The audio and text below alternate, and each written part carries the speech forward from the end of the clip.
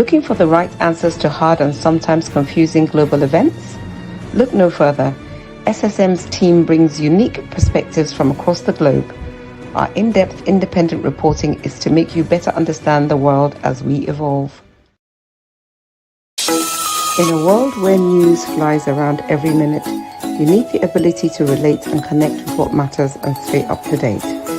Schengen Story Media News Echoes program is Africans in Diaspora and at Home's leading English news network, one of the most trusted, respected sources for news updates on current affairs as they affect global Africa.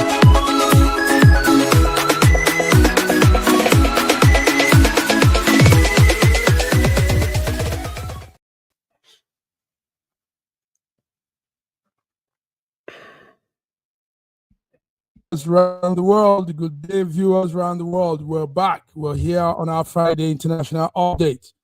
I'm here in Milan studio. My name is Mark Godwin and I'm with who is the man I'm with there? Well, I'm with you're with George Chukwu from Canada. Good morning, viewers from around the world, and welcome for our Friday International News Update. We are here. Yeah, we're here to give you updates about what's happening around the world. That's correct, George. George, I hope the cold is not. You're not catching the cold. Is it cold in Canada? It is cold. Oh, I know. But we're not catching it. It's warm. We're not catching it. All right, George. You're welcome. John, before we go into those international updates, let's do some home updates. Yesterday, we saw Tinubu swearing the new General Christopher Musa, as defense minister. He was only the defense chief. Now he's the minister. He's taking over at a time when there's heightened insecurity in Nigeria, mass adoption, banditry, everything is happening at the same time. George, give us, what do you think? Do you think Christopher Musa will change situation? Will there be a different Nigeria from now on? Well, I mean, we saw that yesterday where the retired general was once again sworn in by our president. Musa pledged to immediately investigate recent security lapses. I mean, when they came in during the the Senate for confirmation, one of them was saying, "Oh, just bow your head and leave," and then that's what we saw.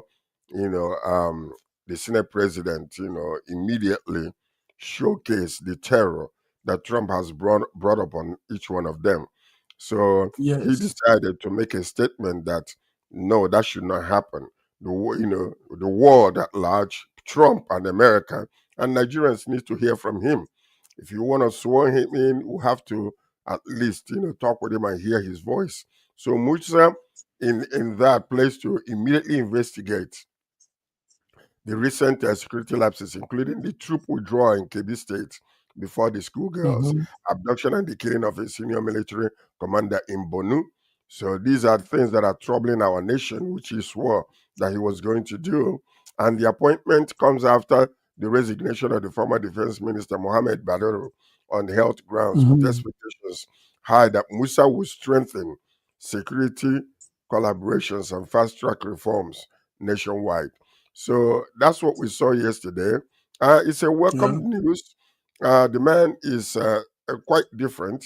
If you listen to him, he knows what he's talking about. He's firm.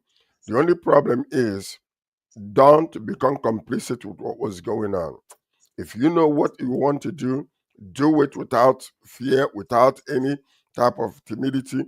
Be bold, be confident, because people's lives are at stake. And then also we see what is happening in the United States of America. They are tightening their noose, and it's not going to stop until actual changes take place, not just cheap talk.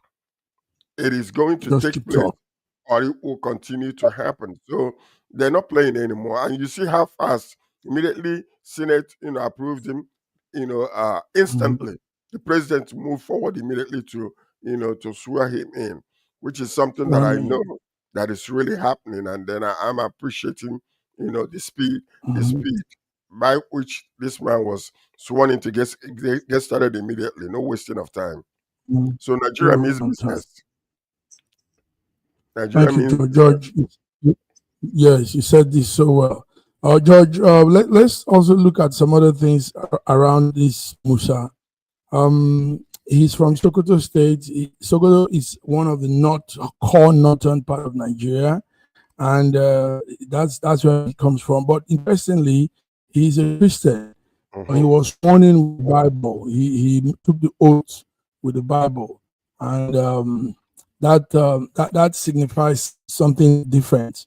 Also, let me say this, George. Do you know we have countless number of in fact we don't have a figure of them, but there are countless number of Christians in Borno, those core northern Nigerian states.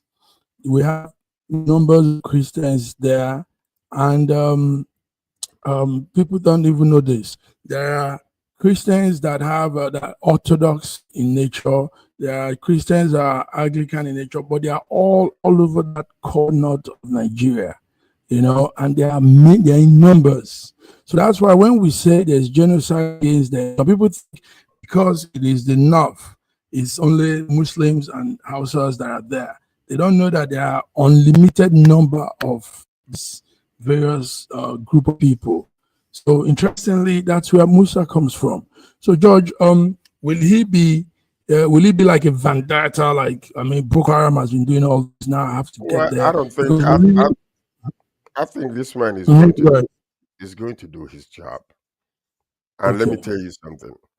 One thing that I believe, when you listen to him, you will see that regardless of where you come from, it doesn't matter whether you're Hausa, Fulani, or Ibibio, or whatever the case might be. You still have parties of good people and parties of bad people in all these areas, Igbo, Yoruba, whatever they might call it. But this man, when you listen to him, and that is the reason why I'm so happy that the Senate president insisted that he must talk. Because you gotta listen to him, listen to his composure, listen to the confidence that he has when he's discussing these issues. And I believe that he will step up and he will put pressure upon his colleagues to ensure the work is well done and it will be done efficiently, effectively, and on time. Because we don't have the time, the leisure of trying to dance around and beat around the bush like we've been doing for the past almost 15 years. No, we don't have that time. That's right. We don't have that time, George. We don't have that time. We don't at all. Thank you very much, George. So viewers, that's it. Musa, General has finally been sworn in, and he takes the office of the defense minister this time, not defense general. So but George, the issue still remains. Remember, Tinubu declared a nationwide security emergency. He said also, let the police leave all these petty jobs they are doing and come into the main force. Let them be taken into the forest. This is what we pay them for, not hang around road and hang around bosses, politicians and their wives.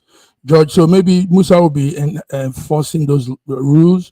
We also heard he will. He promised that he will do that too. So that is one thing that we do understand. His former position prepares him for this ministerial position, as a matter of fact. Because when he was in the former position, he was hands-on.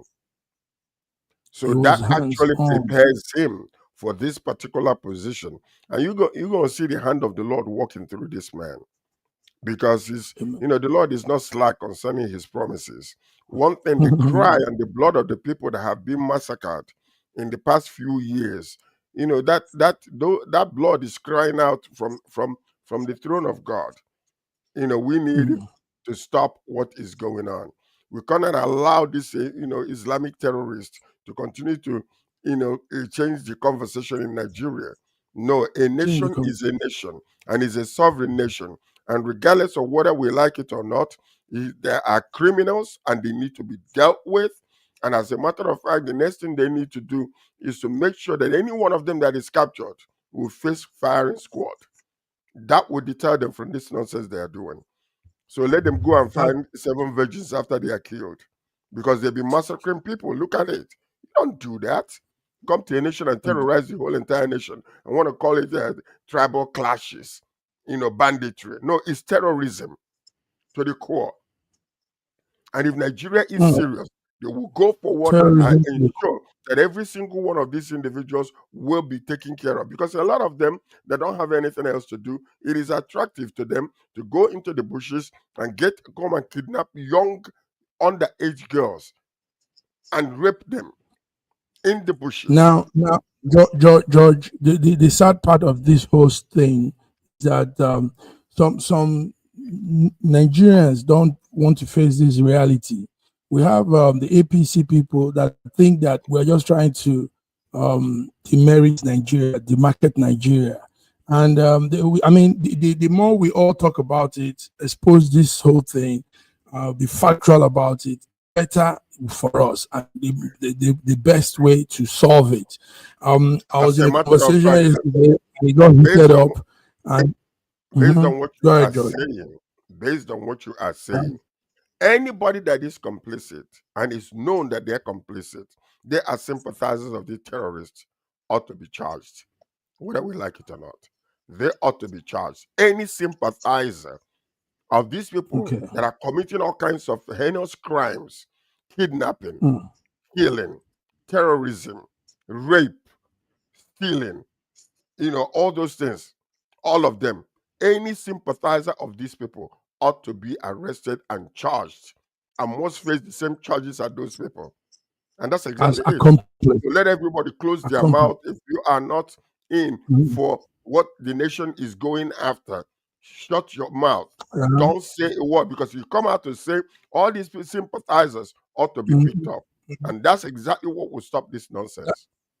That's what will stop this nonsense, George. So we heard like our foreign affairs foreign minister also say his own, and they tend to want to put it into us trying to break Nigeria up.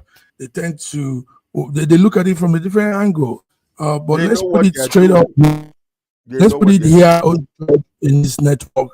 We are not demarketing Nigeria. We are all patriotic Nigerians. We are Nigerian issue concerns us.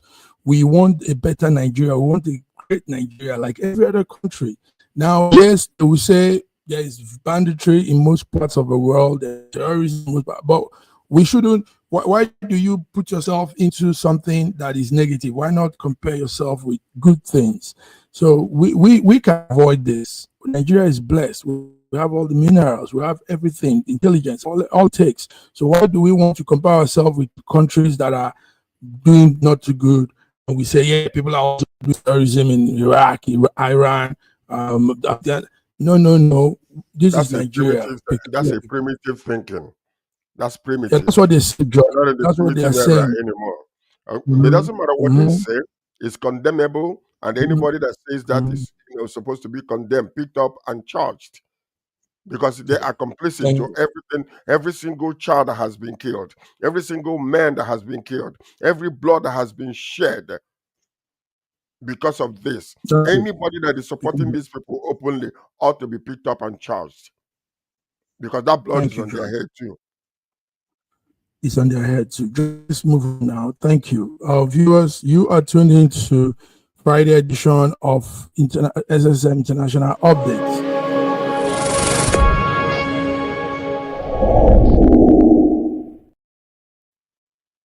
All right, George, let's talk about the U.S. placing visa restriction on sponsors of genocide around the world and in Nigeria. We had that yesterday. George, do you have that news? You're close to them there. Yes, I do.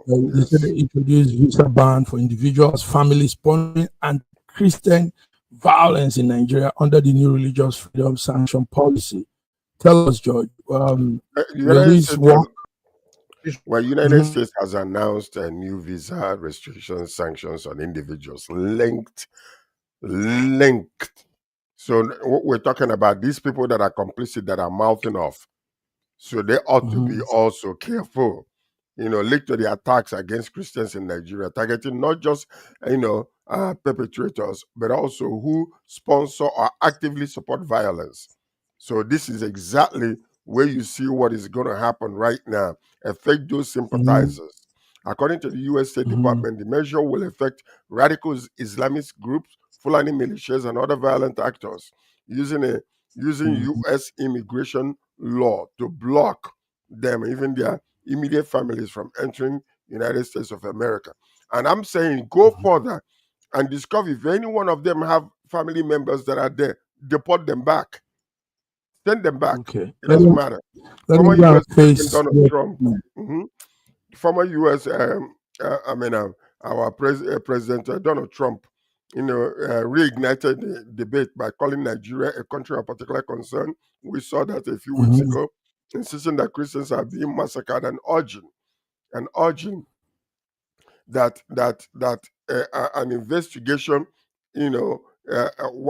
while Nigerian government strongly rejects claims of religious genocide, they want to put a blanket over every single thing, ignoring what is happening in the Middle Belt. Again, we are saying it. If there's no Christian genocide in Kaduna, in Kano, in Sokoto, in Katsina, there is Christian genocide in the Middle Belt. The militias are killing them, burning their houses, and chasing them away. And most of them that have gone to ID camps have not returned home. So there is Christian genocide in the Middle Belt. Critical reality check is what Nigeria needs to take a look at. Why the policy sounds tough on paper. Most terrorist leaders and sympathizers rarely travel to US anyway, raising questions about how effective visa restrictions alone can be without deeper security cooperations, intelligence sharing, and ground counterterrorism support. So what we are saying, most of these people in the north, they don't travel out, they don't care. They go to Mecca, they go to Dubai, they don't go to US. So really, how effective is this going to be? Because most people in the north are not the ones traveling to the US. Most of them don't. So we need a proper sanctions. There are some politicians in that list. We need to seize their, we need to freeze their accounts, both local and international, to put that fear of God upon them. Because this thing must stop. It's time for us. If we don't change Nigeria right now with that pressure that is on us, we're not going anywhere in the next 20 years. Guaranteed. This is the time. Guaranteed. This is the time. All right, so viewers, that's it. What is the statement? The action is not night action. It's it targets the radical Islam terrorists, Fulani ethnic militias, and some violent actors that are part of this Christian genocide in Nigeria. The restriction also falls under a section in the United States Immigration and National Act law. So it's not like Trump is just formulating things on his own. So but George is saying that we could do more than that. They could do more than that. But let's see. But I know some politicians come to America. We need the names. That they know the names. We know. Yes, they bring those lists out, but nobody takes.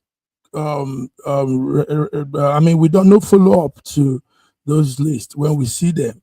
We've seen lists of so many politicians in Tinubu's government. Politicians in his government are part of that group. Expose them, shame them, bring them to justice. That's it. All right, that's George, what needs thank to you. be done. That's what should be done. Because if this is not done, Massive Mark, listen to this. If this is not done, we will continue in the same cycle of motion with no progress in that country. That's exactly what is going to happen. Because what is happening is these people that are supporting this terrorist group, they're just comfortable. They love it, and many of them are making money out of it. Many of them are making money out of it because there are sponsors. Where are they getting all this high military equipment from? There are some people that are benefiting from it. These people are not they are just puppets, useless puppets that are being used by bigger people and higher people. So let investigation take place, find out who those people are, bring them to justice, expose them. And that's the only way to stop this nonsense happening. Time for playing games is over. It's no longer time for us to be dancing around, being afraid whether the oligarchy, the Fulani oligarchy, they're going to be happy. Don't be happy. Stop your people from killing Christians. Stop your people from massacring your own people. The blood of every single Nigerian is worth saving. So let's stop this playing games with people's lives. It's no longer, we're not in the primitive era when, we're barbaric and killing people any kind of way and no consequences will come out of it. This is the time. The time is now. And the only person that can do this is Tinubu. In these 4 years that he's going to win again, he will continue in this path until he stops this whole entire insurgency in Nigeria. Let him not sleep until it is done. Let him not sleep until it's done. He shouldn't be accomplice. He shouldn't be part of any arrangement to dampen this whole. No timidity. Yes. No timidity of any kind. Bold, courage, movement. That's what we need. That's it. That's what we need. A safe country to live in. Let's come to some other stories now, some international stories. The EU envoy says that there's an ongoing effort to Nigeria's trade by $10 billion. $10 billion. Yes, that's what we heard. So we don't know how this will happen, but they say that EU projects and aimed at expanding our trade with the non-oil trade subs, deepening their partnership with Nigeria. George, I think everybody's trying to sympathize with us now, but if they are looking at, I don't think it's actually. I don't think the word sympathy is really the word. I mean, I think this is business because nobody, most of these countries, they are vultures anyway. Everybody wants the best for themselves. So, the positive. This is a positive economic highlights. The EU comments to strengthening trade relations with Nigeria. Here's a breakdown of the key points from such statement, because we're seeing this man here. It's a favorable trade position. Nigeria currently maintains a significant trade surplus of approximately 10 billion with the European Union. This means Nigeria exports far more in goods, primarily oil and gas, to the EU than imported from them. So this is good news for the first time. Ongoing effort. The EU envoy is signaling that the relationship is a priority and that active work is underway to grow the surplus even further. This isn't just about maintaining the status quo. So what we're seeing here is the statement underscores the EU's view of Nigeria as a key economic partner in Africa. So we're seeing this happening in our own presence. Now listen to this. This. Supporting Nigerian export diversification beyond hydrocarbons, e.g., agro products, material services, improving the investment climate to attract more European capital, addressing non-tariff barriers and facilitating smoother trade under existing agreements. This is incredible. So what you're seeing now is all of a sudden, if we can clean up the northern part of Nigeria with all these minerals that are there, make it a national cake, not a state cake. Oil is a national cake. That was the question. That's what I want to dive in. Remember also, the northern governors came on Monday and said they will suspend mining for months to focus on insecurity, to divert funds and everything to giving a stable government atmosphere there. Now, if that is going to happen, will this EU plan fly? Will it work? Because if they suspend mining for 6 months, the northern governors they have no right whatsoever to do that. But they said so on Monday. No, it's a national situation. They say so. It's a suggestion. Unless the president approves it, the Senate approves it, and the House approves it, they cannot do so. Nigeria needs to stand up as a nation. The northern governors have no right to say suspend mining. It's just like us saying okay, the southern governors will say, let's stop drilling oil. Who are you? Mm-hmm. Where are you from? The same position that the gold and all these other minerals in the north, the same position that it has with the nation is the same position the oil they're drilling from the south has. It's an equal thing. So it is not when it comes to the north, you find gold, it becomes a state issue. Now, because the oil in the south is a national issue, every single mineral that we have, they have no right to say suspend. What they need to do is to join the federal government to stop the insurgency and make sure that every single drilling mineral that is there is bringing revenue to the federal government. That's what they need to do. And the federal government need to stand up and ensure that all these miners, that every single one of them there's accountability and responsibility. Put somebody in charge. This, solid mineral man needs to go to these places, use private jet, find out where they are, put your own people in there and ensure that everything that is being drilled is accounted for. That's what they need to do. Some of these northern governors saying, oh, we're going to stop drilling for 6 months. Who are you to do so? The minerals are the same thing with the oil and the gas. Yeah, it's the same thing. It's all shared prosperity, shared wealth. George, but also what they're looking at is also expanding, and not really expanding. What the governor are looking at is putting more attention in that instability, that insecurity, and all of those things before business can resume. So somehow it sounds logical if they could stop the insecurity with that period of time, but completely seizing the mining industry for 6 months is a big blow. It will be a big blow to the Nigerian economy, even though we don't know what comes the proceed that comes from that gold mine, that sector. If we stop it, how much are we making from these minerals that are being drilled from the north?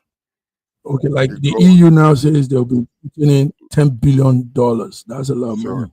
The point is this: we are coming to that point now where a lot of things that our president planned in the this hope agenda is coming to fruition. We're seeing signs, little signs of it now working. We're seeing it. Nigeria is receiving the respect that it's supposed to receive, both in Europe and around the world. So we're seeing trickles and trickles of this economic prosperity coming in. Now, what we need to also do in order to increase, for instance, we have what we use in building batteries. What Nigeria needs to do is to collaborate with these people, give them the opportunity to build battery factories in Nigeria and start exporting it out. We have the minerals. While we're exporting the minerals, and others will now, build the batteries and bring it back to us. No, we don't need that. We need Nigeria. Find out if it's not Dangote, let another billionaire or some billionaires come together and bring a factory that is manufacturing the highest quality batteries and export them out of Nigeria to African countries and to the rest of the world. And this is how we can increase our revenue. This is how we can increase our revenue. That's it. Georgia, before we take a break soon, but before we take that, let's send our condolences to there's the group of people in Nigeria called PWDs, people with disabilities. They had their week. The past 3 days, they've been having the Vulnerable People's week, and it's been a big event for them. So this group of disabled people in Nigeria were traveling back home after the event from Abuja to Kogi State, and they had an accident, George. These are disabled people, and 6 people were killed there. Many more were injured in that crash. So we want to put our condolence to this group of people, these souls that have passed on, and hope that Nigeria will look into their plight more. People with disability, vulnerable people they are on us. It's for us to help them, So who knows how the accident happened and 6 people now died yesterday. George, And isn't that do so you have sad that? it is happening on the Yes, same day we are celebrating them? Tragedy struck Kogi State again, Mhm, as 6 people mhm, mhm, lost their lives and 13 others were injured. mhm. In a fatal crash along Lokoja Okene Road while returning from Road. 2025 International Day of Persons with Disability event in Lokoja. Okay, now we need to, number one, they need to, if the driver is still alive, they need to breathalyze that driver or they check his blood to make sure that it wasn't in excessive alcohol that caused this, because this is something that we always ignore in Nigeria. When a fatal accidents like this happen, nobody does a forensic investigation. We don't do blood Mhm, tests. We don't do nothing. We just let it go as one of those tragedies. The Kogi state government has declared the incident a state tragedy, mourning with affected families and describing the loss as a collective pain to the entire state. Governor Ahmed Ododo has directed the government to fully cover the medical bills of all injured victims, with officials ready to mhm. deploy to hospitals to ensure proper care and family support.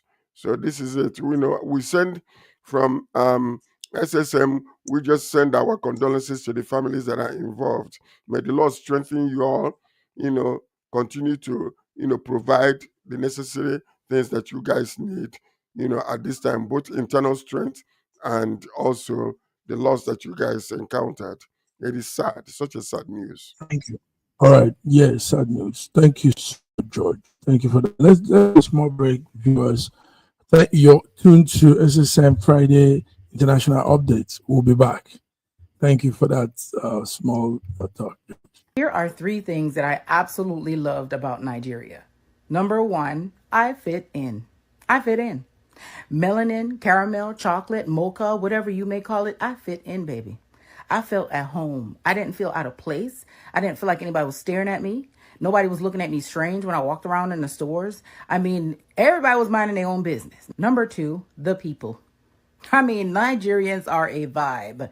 The diverse culture, the different tribes, the different religions, the people are a vibe, okay? Whatever it is that you're looking for, they got it in Nigeria, okay? And they see you. They see you. They notice you. There's a sense of community. People care. Yes. And of course, you might be woken up at 2 a.m. because there's church going on the loudspeaker, but hey, nothing wrong with a little godliness, okay? Relax. Number 3, I love that Nigerians are resilient. They are resilient. Very ambitious and resilient people. They don't depend on the government for anything. They will figure out how they can take care of themselves. They see their systems. They know it's messed up. And guess what? They still thrive and they still figure out a way to make it work. So shout out to all my Nigerians. You are nothing but queens and kings in my eyes. If you're an LDR couple and you're not yet following us, what are you waiting for? Make sure you engage from the bottom up and we'll do the same. I'll see you in the next video. In a world where news flies around every minute, you need the ability to relate and connect with what matters and stay up to date. Schengen Story Media News Echoes program is Africans in Diaspora and at Home's leading English news network, one of the most trusted, respected sources for news updates on current affairs as they affect global Africa.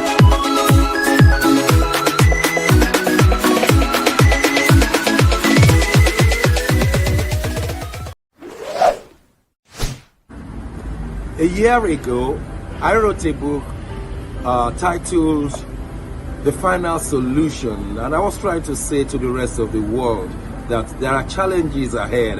Now, a prophecy did come, and that prophecy is coming to pass.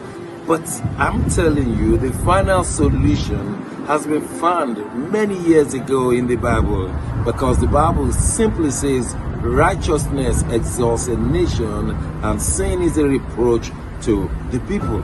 So I want you to know that you can get solutions to problems in Ukraine, in Russia, in Nigeria, indeed all parts of the world. We need that solution. and the solution is straightforward.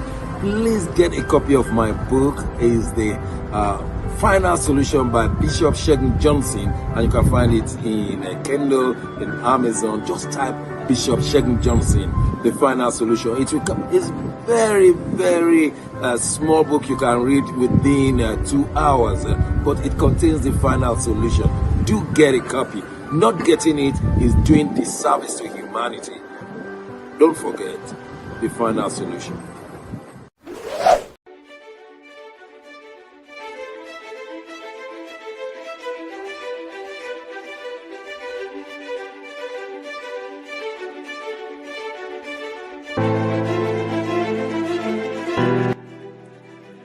Hi there, I'm Mary Keurig, and I am a businesswoman in the United States, but I'm also the Global Content Vice President for the Sub-Saharan Open University in Nigeria.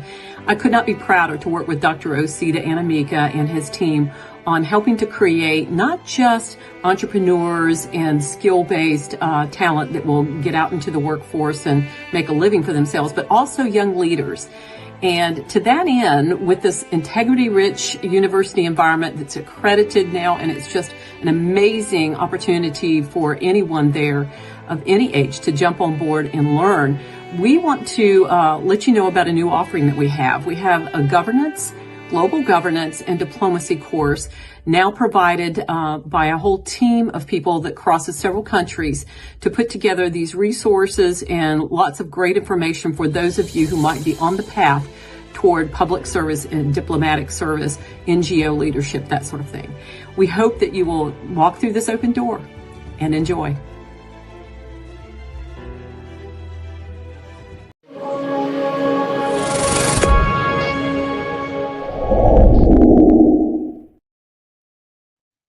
All right, we're back, George. We're back, viewers, back on Friday, the 5th of December, 2025. We're doing the international update. George, there is an event going on in Imo State, Southeast Nigeria. It's a business summit, and there's a guest there in that event, the former British Prime Minister, Boris Johnson. Boris Johnson made some comments there. He said Nigeria has done some really great things, and that he's thanking Nigeria for bringing the future UK Prime Minister, and that's in person of the lady Kemi Badenoch. George, will Kemi become? Did he say that right? Tell us what's happening in Imo State. What's of this story, George? Do you have a story? I know you're Boris, people now. Boris Johnson was one of the attendants on this business summit there, the former UK Prime Minister. You know, he has praised Nigeria growing influence globally and saying that the country, you know, even sent the UK official Prime Minister in Kemi Badenoch while speaking at the 2025 Imo State Economic Summit in Owerri. So Johnson highlighted Nigeria's massive contribution worldwide, from oil and gas, you know, to Nollywood, brilliant doctors, tech experts, musicians, football stars dominating the Premier League and global entertainment spaces. He described Nigeria and Imo State in particular as a land of huge promise. Yes, stressing that the strongest hope lies in partnership between Nigeria and UK, and you know, confidently declaring that Nigeria's greatest days are still ahead. So we like that, Boris Johnson, our UK Donald Trump. So we like that. So it is good. It is good. Yes. So he said the future PM, UK PM, Kemi Badenoch. So let's see how that works. It will be easy. A lot of Nigerians are not you know, share that sentiment when it comes to Kemi Badenoch, because he's been putting us down, you know, trying to use us as a stepping stone to her position. You know, many might not running us down. Yes, that's true. That's a good thing to note, George. Thank you. That's a very good thing to note. Okay, so George, let's also do small sport news. I know you're not much a football fan, but we have this sad story of the Super Eagles captain, Akon. Akon says he's retiring from international football, and this comes yesterday. Akon has been the captain for a long time now. Nigerian Flying Eagles, born in Netherlands to a Dutch mother, a Nigerian father. Akon has been there for. I think he won the African Championship for Nigeria, but yesterday he decided to retire. George, could there be other reasons he's retiring, or is it just plainly out of his age and reducing participation in football? What do you think about Akon? Well, a lot of people, I mean, this young man is very bright and intelligent and educated also. So it's very highly probable that maybe he found better opportunities somewhere and decided to step down to take care of things. We don't know. We can only go by what he tells us, unless all the news come out. But we want to hail him and congratulate him for what he has done so far for us when it comes to the sports around the world. Nice. So congratulations. Nice. If you're retiring, hopefully you can enter into politics and bring that strength into our political arena, because I think Ekong must be from your area, Calabar area, because that's what the name sounds like. So we want to hail you and congratulations, young man. And we hope you have a brighter future, when you enter into whatever you want to do next. Yes. He's partly Dutch. The mom is Dutch, and the dad is from the I don't know if he's Calabar or Akwa Ibom, one of those south areas.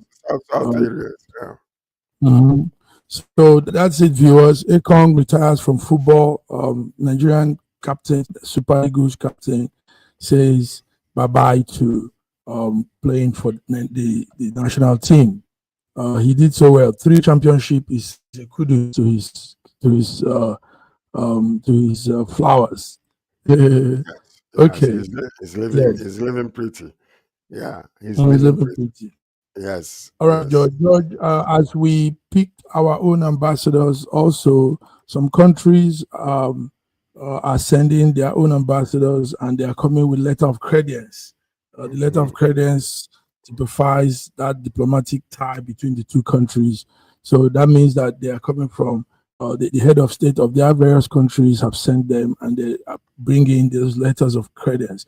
George, does this mean that we too need to go do the same soon, very soon? Let the Senate finish the screening. They've just screened 3 of the ambassadorial list that Tinubu sent in, but these foreign countries have brought in their own.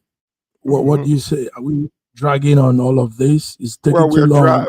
I think we are dragging, but maybe there might be benefits to, the government waiting to appoint these people. But we've lost a lot of diplomatic relations with a lot of nations without these ambassadors, working. So there's high praise that is coming from Japan.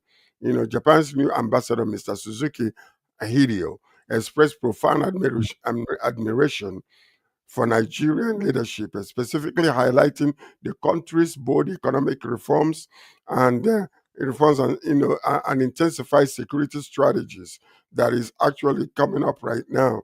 I don't know where you get that from. We are still going there, Mr. Suzuki. A global gathering. It was a day of fresh starts as new ambassadors and high commission from 20 nations from Spain, Sweden, India, Indonesia officially present their credentials. Nigeria recognized as a beacon. The diplomats acknowledge Nigeria's crucial role as a leader in West Africa across the continent, calling it a beacon of resilience and promise for economic and political stability. So we see strengthening ties worldwide. See, this is something that could have happened when they first came into office. The first 6 months all these things should have been done. This ceremony marks the beginning of a new chapter, reinforcing Nigeria's important diplomatic and trade relationships with key partners across Europe, Asia, and Americas. So these is very, very is good, but better late than never. But this is something that should have been done in the first 6 months of Long the ago. administration. Yes, because come to think about it, Tinubu's first tenure of 4 years is about to end. I mean, next year we'll be going into the campaign season for 2027. So if we're just sending the ambassadors now, what about if his government doesn't continue? So those ambassadors might just stay for some month and be recalled, you know, because every government comes with his own people, his own lists.